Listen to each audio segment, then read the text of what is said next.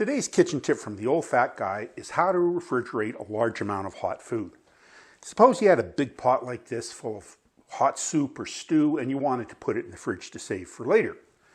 Now you can't just leave it on the counter because as it cools down it'll get below 140 degrees Fahrenheit. And below that temperature it's at risk of spoiling, of developing bacteria. And it will take a long time to cool down, so it'll be at that temperature for a long time with a lot of risk of spoilage.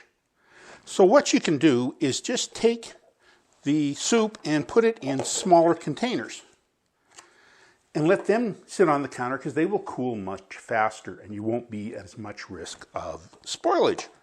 So why can't you just take the whole pot and put it in the fridge to cool it down? Well, here's what happens. There is so much heat stored in this big pot of food that when you put it in the fridge, it will raise the whole temperature of the refrigerator.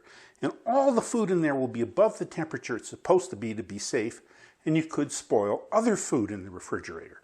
So if you've got a large amount of food to store, put some in a smaller container, let it cool down, and then put it in the fridge.